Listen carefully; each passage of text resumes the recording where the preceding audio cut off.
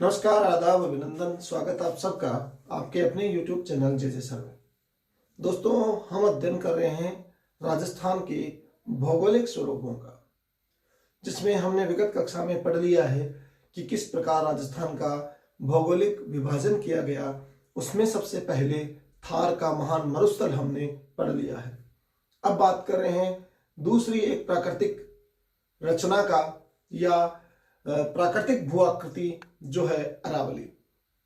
अरावली महान जल विभाजक रेखा का काम करती है और इसमें जो अरब सागर और बंगाल की खाड़ी है उसकी जल विभाजक रेखा का ये मुख्य रूप से कार्य करती है।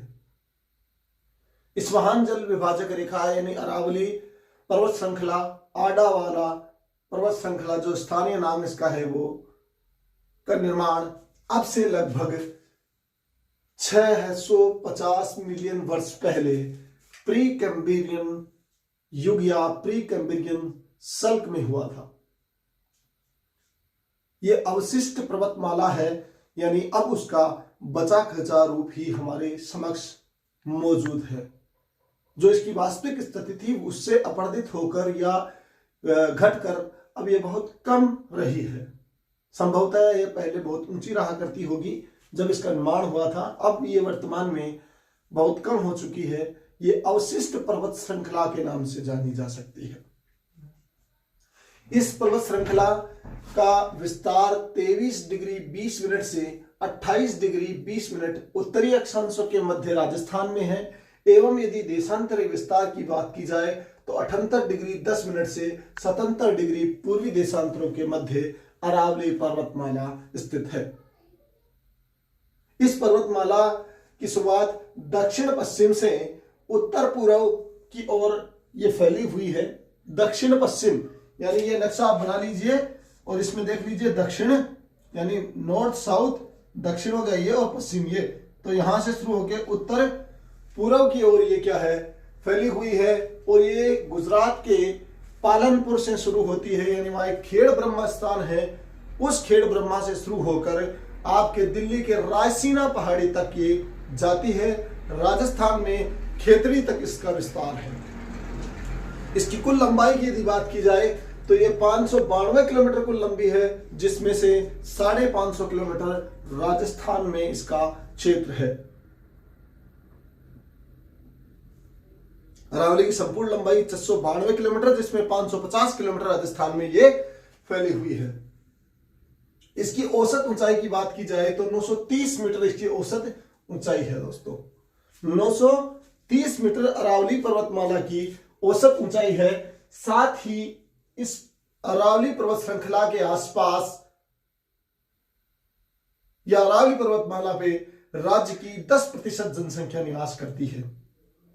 अरावली पर्वतमाला राजस्थान की जीवन रेखा के नाम से जानी जाती है, क्योंकि यहां पर बहुत अधिक खनिज संसाधन पाए जाते हैं। विशिष्टता लिए यह पर्वत श्रृंखला है। खनिजों की दृष्टि से एकदम समृद्ध क्या है, ये पर्वत श्रृंखला है। अब हम बात करते हैं अरावली पर्वत श्रृंखला की स्थलाकृति की। तो देखिए, स्थलाकृति के आधार पे इस पर्वत श्रृंखला को 3 भागों में बांटा गया है। सबसे पहली है उत्तरी पूर्वी अरावली, दूसरी है मध्य अरावली और तीसरी दक्षिण अरावली के नाम से जानी जाती है। जो आपकी प्रथम उत्तरी पूर्वी अरावली है, इसकी औसत ऊंचाई की यदि बात की जाए तो वो 450 मीटर है। ये अलवर, जयपुर, दौसा और सीकर में फैली पर्वत श्रृंखला है, जिसका सबसे उच्चतम शिखर यदि देखा जाए तो उत्तरी पूर्वी अरावली का उच्चतम शिखर रघुनाथगढ़ सीकर पहाड़ी है। ये इसका सबसे उच्चतम शिखर है। इसमें मुख्य रूप से बाणगंगा, धुंध, बांडी प्रमुख नदियां बहती हैं, निकलती हैं। अगली है आपकी मध्य अरावली। ये जयपुर से स्टार्ट होकर दक्षिणी पश्चिमी राजसमंद तक फैली पर्वत श्रृंखला है, जिसमें औसत ऊंचाई लगभग 700 मीटर है। मध्य अरावली की औसत ऊंचाई 700 मीटर है दोस्तों, और इसमें मेरवाड़ा की पहाड़ियां ये मारवाड़ के मैदान और मेवाड़ के पठारी क्षेत्र को अलग अलग करती हैं। वह है आपकी मेरवाड़ा पहाड़ियां। ध्यान रहे, मेरवाड़ा पहाड़ियां क्या हैं? जो मारवाड़ के मैदान और मेवाड़ के पठार को अलग अलग करने वाली पर्वत श्रृंखला है, वह मेरवाड़ा पहाड़ियां कहलाती हैं। अजमेर के आसपास के क्षेत्र में ये फैली हुई है। शेखावाटी निम्न पहाड़ियां, ये बालूका पहाड़ियां और निम्न गर्तों से परिलक्षित पहाड़ियां हैं, जो सामर से शुरू होकर झुंझुनू तक फैली हुई हैं। अगली बात आपको बताएं, गौरम जी, ये एक मध्य अरावली की सबसे ऊंची पर्वत चोटी है। गौरम जी अजमेर में है।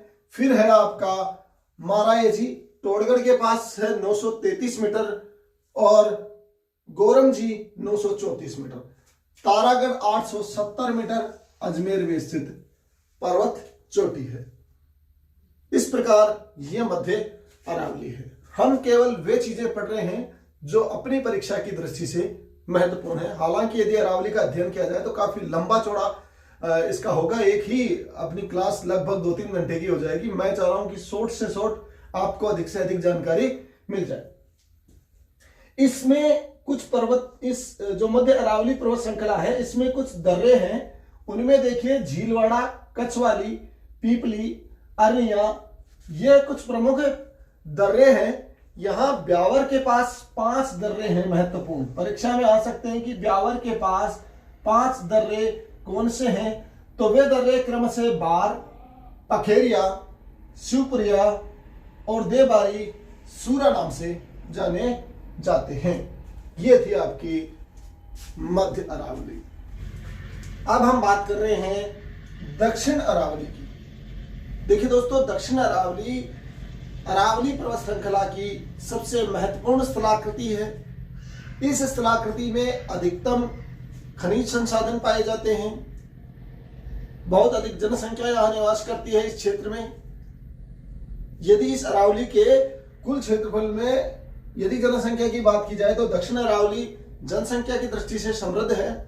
यहाँ जनजाति अधिक निवास करती हैं और इसमें औसत ऊंचाई भी अधिक है। 900 मीटर यहाँ की औसत ऊंचाई है। औसत ऊंचाई 900 मीटर है। यहाँ प्रमुखतया बहारोट का पठार है, जो महान जल विभाजक के नाम से जाना जाता है, और इसकी औसत ऊंचाई 1225 मीटर है। 1225 मीटर औसत ऊंचाई है। आबू पर्वत खंड यहां पर स्थित है। आबू पर्वत खंड जो ग्रेनाइट से बना है। किससे बना है दोस्तों? ग्रेनाइट से बना हुआ है। यह पर्वत खंड ग्रेनाइट से बना हुआ है और इसे इंसेलबर्ग भी कहा जाता है।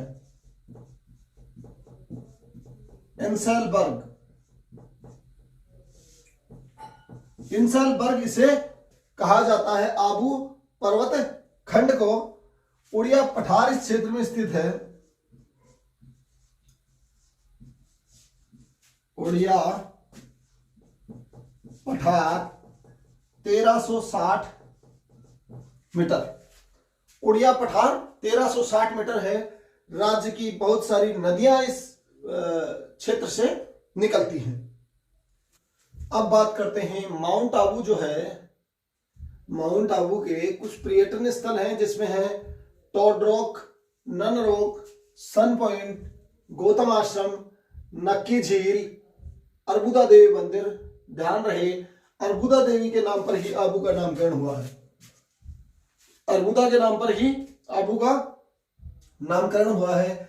अगला आपको बता दूं, यहाँ के प्रमुख दर्रे जो है दक्षिण अरावली में, वो है झीलवा या पगलियानाल। ये मारवाड़ और मेवाड़ के बीच आने का रास्ता जो है वो प्रमुख रूप से झीलवा या पगलियानाल नाम से जाना जाता है। कभी आ जाए कि इतिहास में मारवाड़ मेवाड़ के आने का प्रमुख रास्ता कौन सा था, तो झीलवा या पगलियानाल था।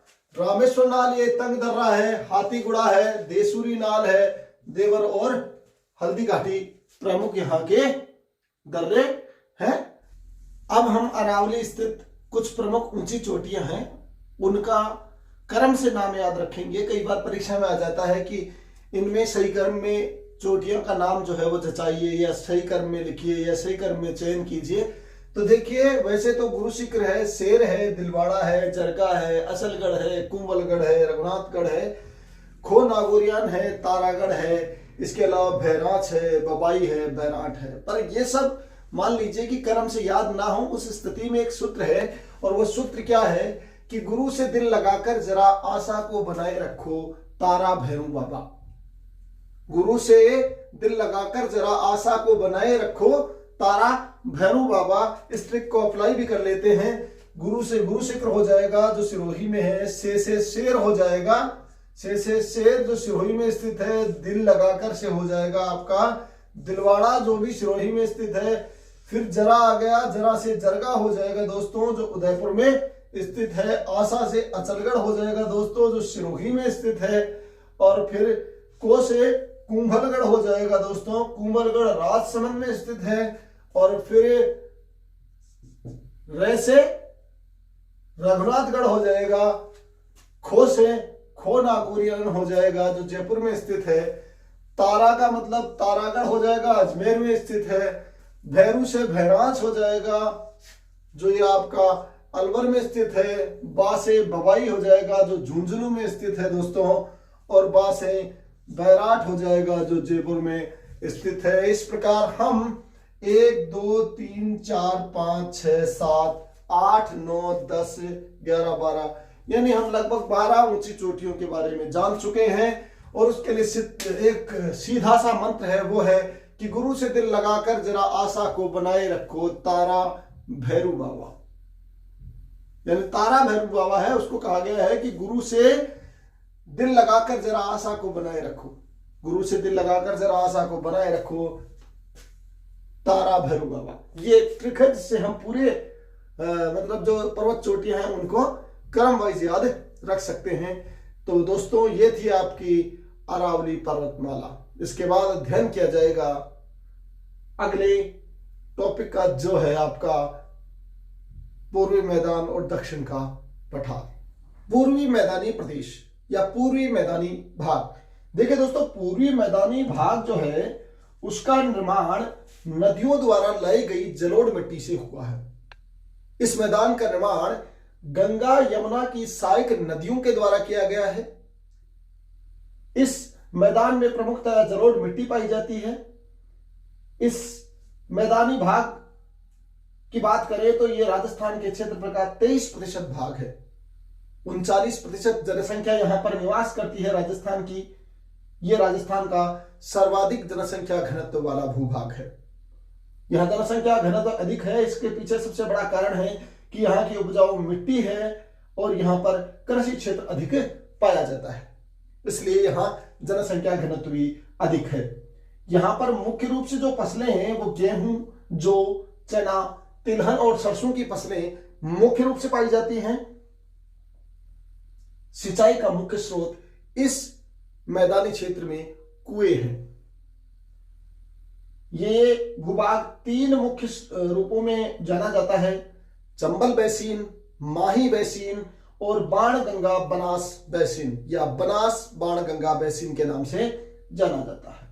सबसे पहला चंबल बेसिन की यदि बात की जाए तो चंबल बेसिन कोटा, चित्तौड़, बूंदी, सवाई माधोपुर, धौलपुर और करौली जिलों से संबंधित है और इसमें चंबल का मैदान फैला हुआ है। चंबल अपने मार्ग में बीहड़ों का निर्माण करती है। यदि बीहड़ क्षेत्र की बात की जाए तो सबसे लंबी बीहड़ पट्टी कोटा व बारां के बीच 480 किलोमीटर लंबी बीहड़ पट्टी स्थित है। उसके बाद माही बेसिन, जो माही बेसिन है उसमें 56 गांवों का एक मैदानी गांवों का समूह है जिसे 56 का मैदान कहा जाता है। दोस्तों, बांसवाड़ा, डूंगरपुर, प्रतापगढ़ जिले में माही नदी का मैदान फैला हुआ है जिसमें काली दोमट मिट्टी पाई जाती है। काली दोमट मिट्टी इसमें पाई जाती है और ये बहुत उपजाऊ मैदानी क्षेत्र है। इसके बाद अगला है बनास बाणगंगा का मैदान। बनास बाणगंगा के मैदान की यदि बात की जाए तो देखिए दोस्तों, ये इसका विस्तार राजसमंद, चित्तौड़, अजमेर, भीलवाड़ा, टोंक, सवाई माधोपुर इन जिलों में विशेष रूप से है। शिष्ट और निष्ठ प्रकार की यहाँ पर चट्टानें पाई जाती हैं। जयपुर, दौसा, अलवर, भरतपुर में बाणगंगा नदी के द्वारा जलोढ़ मिट्टी का जमाव किया गया है। बनास नदी के दो मैदान हैं जिनको हम मेवाड़ का मैदान जो यहाँ राजसमंद और चित्तौड़ जिले हैं उनमें है, दूसरा मालपुरा का मैदान जो टोंक जिले में है। ये बनास नदी के द्वारा भूरी मिट्टी लाकर निर्मित किया गया मैदान है। अब इसके बाद हम चर्चा करेंगे दक्षिणी पूर्वी पठारी प्रदेश की। किसकी बात कर रहे हैं हम? दक्षिणी पूर्वी पठारी प्रदेश की। तो देखिए दोस्तों, ये दक्कन के पठार का उत्तरी भाग है। जो दक्कन पठार है उसका उत्तरी भाग है। इस भाग का निर्माण ज्वालामुखी के ठंडे होने से हुआ है और इसमें जो लावा निकला वो बेसाल्टिक लावा था। उसका ठंडा जब हो गया वो, तो उसके बाद दक्षिण पूर्वी पठारी प्रदेश बन गया। ये गोंडवाना लैंड का हिस्सा है। इसे लावा पठार भी कहा जाता है। हाड़ौती पठार या संक्रांति क्षेत्र भी इसको कहा जाता है। संक्रांति प्रदेश अरावली पर्वतमाला को विंध्याचल पर्वतमाला से अलग करता है। बहुत महत्वपूर्ण है। संक्रांति पर्वतमाला जो क्षेत्र है वो अरावली पर्वतमाला और विंध्याचल पर्वत श्रृंखला को अलग करता है। क्षेत्रफल की दृष्टि से ये सबसे छोटा भाग है। राजस्थान का क्षेत्रफल की दृष्टि से सबसे छोटा भाग कौन सा है? दक्षिणी पूर्वी पठारी प्रदेश। इस क्षेत्र में काली रेगर मिट्टी पाई जाती है। इसमें कपास, सोयाबीन और अफीम की मुख्य रूप से खेती की जाती है। दोस्तों, इस पठार को दो भागों में विभक्त किया गया है। पहला है विंध्याचल कगार भूमि। पहला आप देख रहे हैं विंध्याचल कगार भूमि है, तो दूसरा है दक्कन का लावा पठार। दूसरा आपका दक्कन का लावा पठार है। ये कोटा, बूंदी जिले में फैला हुआ है। यह है ऊपरमाल के नाम से प्रसिद्ध है। ध्यान रहे, ऊपरमाल किसे कहा जाता है? तो ये कोटा बूंदी में जो फैला हुआ पठारी क्षेत्र है उसे ऊपरमाल कहा जाता है। ये आपके दक्षिण के पठार या दक्षिण पूर्वी पठार के बारे में बात थी। अब हम बात कर रहे हैं राजस्थान के कुछ प्रमुख पठारों की, जिनमें सबसे पहले आप देख रहे हैं उड़िया का पठार। दोस्तों, उड़िया का पठार है, इसकी ऊंचाई की बात की जाए तो 360 मीटर है। कई जगह 380 मीटर भी लिखी हुई है। 360 मीटर। यह राजस्थान का सबसे ऊंचा पठार है जिस पर गुरु शिखर स्थित है। क्रमशः आबू पठार 1200 मीटर, भोराट पठार 1200 मीटर। इसके बाद लसाड़िया पठार, ये भी जयसमंद झील के पूर्व की ओर स्थित है। प्रतापगढ़ जिला इसी पठार पर बना हुआ है। मेसा पठार 620 मीटर, चित्तौड़ का दुर्ग मेसा पठार पर स्थित है।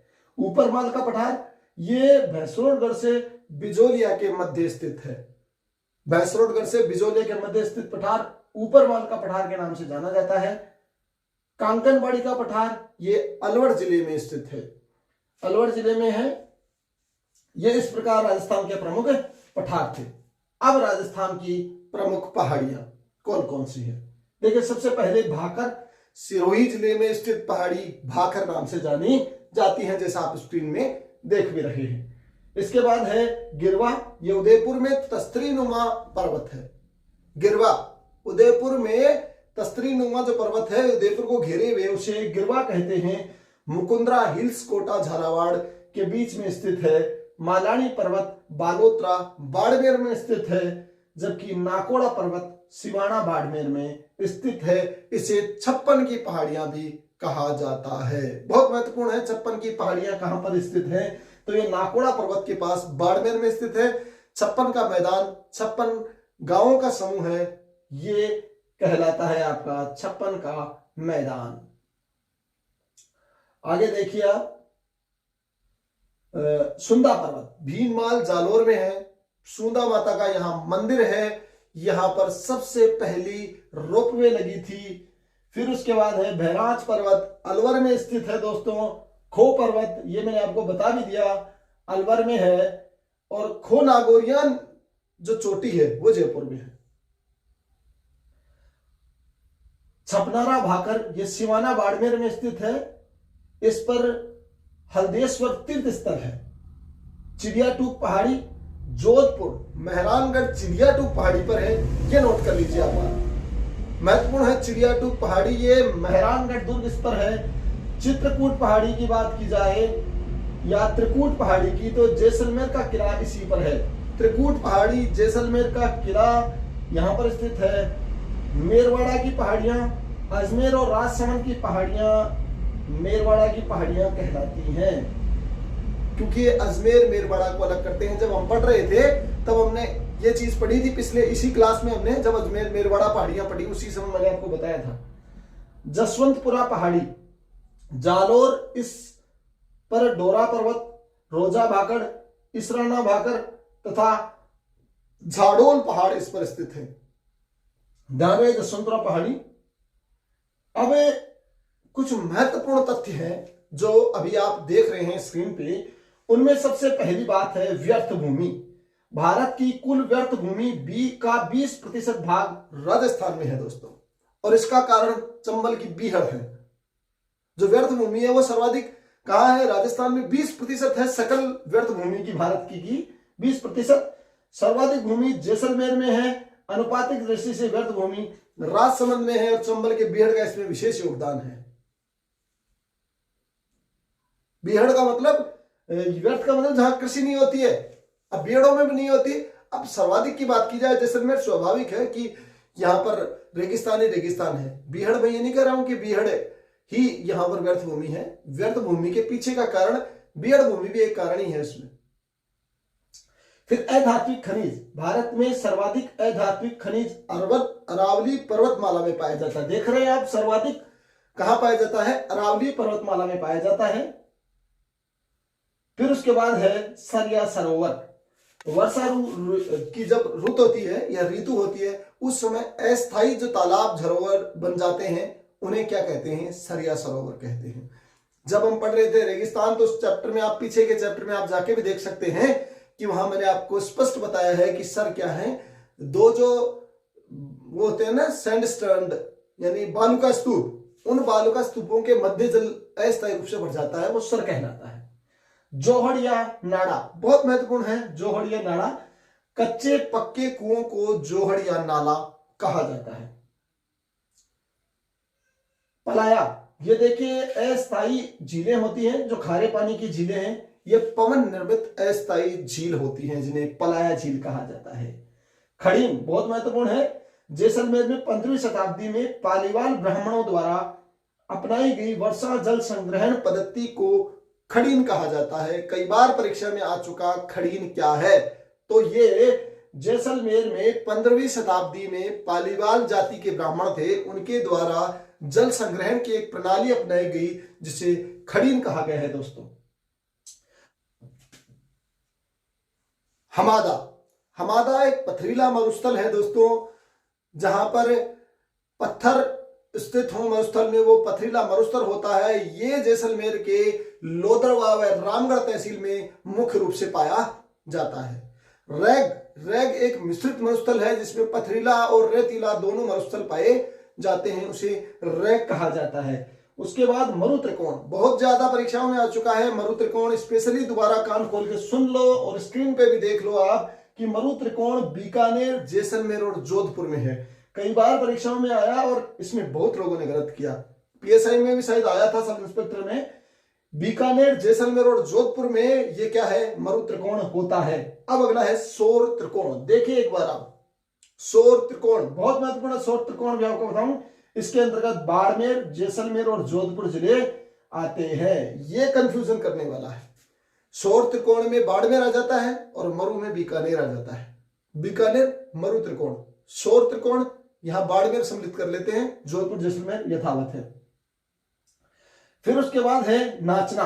जैसलमेर का नाचना गांव मरुस्थल के प्रसार के लिए जाना जाता है। मरुस्थल के प्रसार को रेगिस्तान का मार्च पास्ट भी कहा जाता है। और ये नाचना गांव, यहां नाचना किस्म के ऊंट भी पाए जाते हैं। थली, चूरू से बीकानेर तक मरुस्थली पट्टी को थली कहा जाता है। चूरू से बीकानेर के बीच मरुस्थली पट्टी है, उस पट्टी को थली कहा जाता है दोस्तों। रन या ठाठ, महत्वपूर्ण, रन या ठाठ, रन या टाट, तीनों नाम याद रखें। मरुस्थल में टीलों के बीच वर्षा ऋतु में बनने वाली अस्थायी झीलों को टाट या रन कहा जाता है। डांड, मरुस्थलीय क्षेत्र में विशिष्ट लवणीय झीलों को डांड कहते हैं। ये लवणीय झील होती हैं, इन्हें क्या कहते हैं? डांड कहते हैं। फिर है वल्लभ या मांड क्षेत्र। देख रहे हैं आप, वल्लभ या मांड क्षेत्र। जैसलमेर और बाड़मेर के आसपास का क्षेत्र वल्लभ या मांड क्षेत्र कहलाता है। वल्लभ या मांड क्षेत्र कहलाता है। नेबखा, नेबखा झाड़ियों के पीछे बनने वाले रेतीले नेबखा कहलाते हैं। झाड़ियों के पीछे बनते हैं ये। लाठी सीरीज, महत्वपूर्ण महत्वपूर्ण महत्वपूर्ण। लाठी सीरीज परीक्षा में आ भी चुका है कांस्टेबल में। ये ये भूगर्भिक जलपट्टी है जिसका विस्तार जैसलमेर के मोहनगढ़ से पोखरण तक है। लाठी सीरीज, यहां एक घास पाई जाती है, सेवन घास, याद रहे। संतों का शिखर, कर्नल जेम्स टोड ने संतों का शिखर गुरु शिखर को कहा है दोस्तों। राजस्थान का बरखोयांश माउंट आबू सिरोही को कहा जाता है। महत्वपूर्ण, राजस्थान का बरखोयांश माउंट आबू को कहा जाता है। हाथीगुड़ा की नाल, कुंभलगढ़ हाथीगुड़ा की नाल पर स्थित है। महत्वपूर्ण चीज याद रहे। कांठल प्रदेश, राजस्थान तथा प्रतापगढ़ के मध्य का पहाड़ी भाग कांठल प्रदेश के नाम से जाना जाता है। उसके बाद है मेवल प्रदेश, बांसवाड़ा व डूंगरपुर के मध्य का पहाड़ी भाग मेवल प्रदेश के नाम से जाना जाता है दोस्तों। भूडोल प्रदेश की बात करें तो कांठल प्रदेश और मेवल प्रदेश के मध्य का भाग भूडोल प्रदेश के नाम से जाना जाता है। स्क्रीन पे चल भी रहा है, आपको दिख रहा है ये। भोमट प्रदेश, ये सिरोही उदयपुर डूंगरपुर का पहाड़ी भाग भोमट प्रदेश के नाम से जाना जाता है। इडर प्रदेश की यदि बात की जाए तो ये दक्षिण राजस्थान तथा गुजरात के मध्य का सीमावर्ती प्रदेश इडर प्रदेश कहलाता है। दोबारा सुन लीजिए, ध्यान रहे, इडर प्रदेश यानी दक्षिण राजस्थान और गुजरात के मध्य का सीमावर्ती प्रदेश। गुजरात और राजस्थान की सीमावर्ती प्रदेश है, वहां इडर प्रदेश कहलाता है। फिर है भद्र प्रदेश, ये पुष्कर घाटी और नागौर की सीमावर्ती प्रदेश भद्र प्रदेश के नाम से कहलाते हैं और जाने जाते हैं। सपादलक्स, सांबर झील से सीकर तक जो भूभाग है उसे सपादलक्स कहा जाता है। सांबर से सीकर तक सपादलक्स, ये महत्वपूर्ण चीज है। फिर है कारवागासी, ये बरखान बालुका स्तूपों के मध्य में ऊंटों के आने जाने का रास्ता होता था, उसे कारवागासी कहा जाता था। कारवागासी होता था, मतलब बरखानों के मध्य ऊंट के आने जाने का रास्ता कारवां होता था। अब भी हम कारवां से क्या समझते हैं कि एक लबादा जिसमें बहुत से पशु जा रहे होते हैं, यात्रा करने वाले लोग होते हैं, उनका एक कारवां होता है। तो कारवागासी है जिसका मतलब होता है कि बालुका स्तूपों के मध्य ऊंटों के आने जाने का स्थान। पिडमांटा मैदान अभी हमने चर्चा कर लिया था, बनास बाणगंगा का मैदान है, उसे पिडमांटा कहा जाता है। मगरा की यदि बात की जाए तो ये उदयपुर के उत्तरी पश्चिमी भाग का पर्वतीय क्षेत्र है, इसे मगरा कहा जाता है। आबू पर्वत खंड, इसे गुरुमाथा या बैथोलिक या इसेलबर्ग की संख्या दी जाती है। ये राजस्थान के भौतिक भूभाग से संबंधित कुछ प्रमुख शब्दावलियां जो थी वो भी हमने चर्चा कर ली और राजस्थान के भौतिक भूभाग भी हमने चर्चा कर लिए हैं। संभवतया इनसे बाहर एक भी प्रश्न नहीं आएगा। जो भी संभावित प्रश्न थे उनकी सबकी मैंने आपको यहाँ चर्चा कर ली है और स्क्रीन पे दिखा भी दिया है कि कौन कौन से महत्वपूर्ण शब्दावलियां हैं जो कि अधिकतम परीक्षाओं में आ चुके हैं, वो सब मैंने यहाँ स्क्रीन पे आपके सामने डाला है। साथ ही आपको बता दूं, इससे संबंधित एक टेस्ट का आयोजन भी हम कर रहे हैं, जो आप इसी वीडियो के डिस्क्रिप्शन में जाकर वहां से लिंक मिलेगा आपको, एक टेस्ट का लिंक, उस लिंक पर क्लिक करें और आज की कक्षा का टेस्ट दें।